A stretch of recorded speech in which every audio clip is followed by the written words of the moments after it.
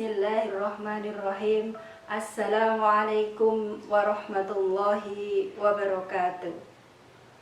Anak-anakku sekalian yang dirahmati Allah, pada pertemuan kali ini kita akan meneruskan bab baru, yaitu tata cara sholat 5 waktu. Dalam tata cara sholat 5 waktu, ada 7 hal yang harus kita fahami, kita ingat, dan kita laksanakan. 7 hal tersebut, yang pertama, syarat wajib sholat. Yang kedua, syarat sah sholat. Yang ketiga, rukun sholat. Yang keempat, sunnah-sunnah dalam sholat. Dan yang kelima, hal-hal yang membatalkan sholat. Kemudian, pembahasan keenam adalah waktu pelaksanaan sholat 5 waktu. Dan yang terakhir adalah tata cara sujud sahwi. Ya. Sebelum kalian membuka link dalam PJJ, Ustazah akan menjelaskan satu persatu dari ke-7 hal tersebut.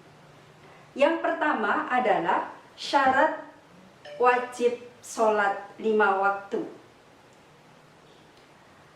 Arti daripada syarat wajib maksudnya adalah syarat yang dimiliki seseorang yang mengakibatkan dia terkena kewajiban sholat 5 waktu. Ya. Kemudian yang kedua adalah syarat sah sholat 5 waktu.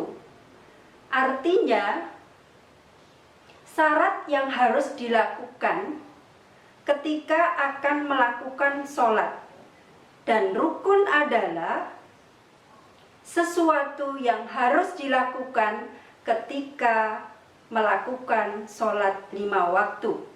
Nah, antara syarat dan rukun di situ terdapat persamaan, yaitu sama-sama harus dilakukan. Seseorang yang sholat 5 waktu meninggalkan salah satu rukun, maka sholatnya tidak sah.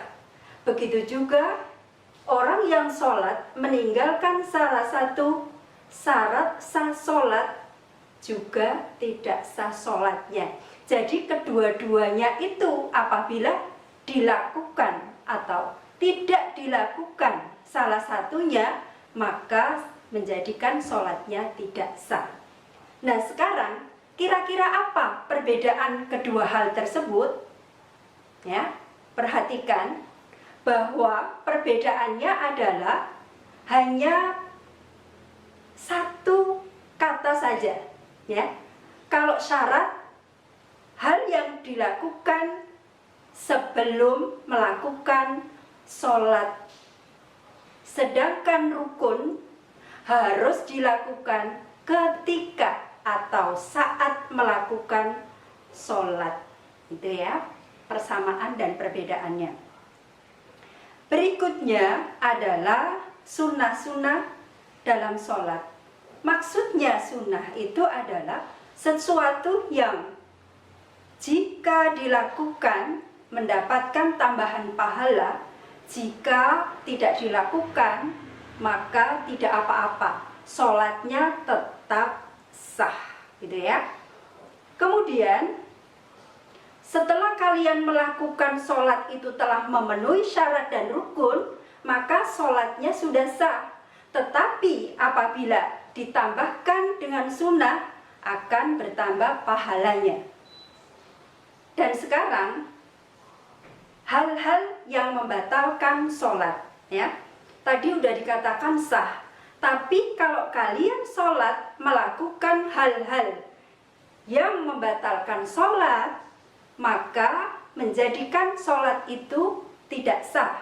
Contohnya, ketika kalian sholat zuhur misalnya, 4 rakaat, di tengah-tengah sholat misalnya kalian itu tahiyat awal, ya, tahiyat awal, selesai baca lafaz tahiyat awal, itu buang angin ya. Salah satu yang membatalkan sholat itu buang angin ya, itu salah satu contohnya. Nah, itu menjadikan sholat kalian tidak sah, sehingga harus diulang wudhu lagi dan sholat mulai dari rakaat pertama lagi. Nah, itu fungsi daripada hal-hal yang membatalkan sholat. Kemudian pembahasan yang keenam nanti itu waktu ya. Artinya apa? Waktu itu ditetapkan, misalnya zuhur, asar, maghrib, isya. Karena sholat adalah ibadah yang mahdhu, maka di situ telah ditetapkan ya waktunya gitu. Oke, kita lanjut ya. Pembahasan yang keenam adalah waktu-waktu pelaksanaan sholat. Karena sholat 5 waktu adalah merupakan ibadah yang mahdhu, maka waktunya telah ditetapkan, tidak boleh seenaknya ya. Tidak boleh nanti asar jam 8 gitu. Jadi udah ditetapkan masing-masing. Dari mulai subuh sampai isya itu telah ditetapkan waktu-waktu tertentu. Nah, oke, kita lanjut pembahasan yang terakhir, yaitu sujud sahwi. Apa yang dimaksud dengan sujud sahwi? Yaitu sujud yang dilakukan apabila lupa atau ragu dalam rakaat sholat atau bacaan sholat. Itu ya. Jadi kalau kalian itu lupa berapa rakaat ya, kayaknya 2, kayaknya 3. Nah, itu kita pilih yang paling mantap yang mana, kemudian melakukan sujud sahwi.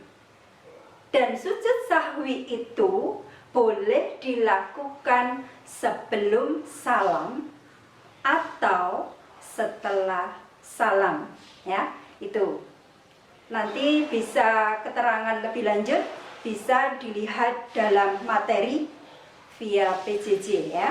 Nanti lebih paham.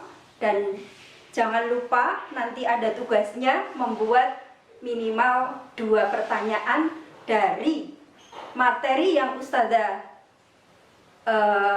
tulis di dalam PJJ itu, atau yang Ustazah jelaskan di sini sebagai pengantar tata cara sholat.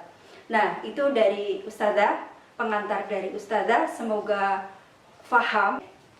Sekian pengantar dari Ustazah, kurang lebihnya mohon maaf. Akhirnya, wassalamualaikum warahmatullahi wabarakatuh.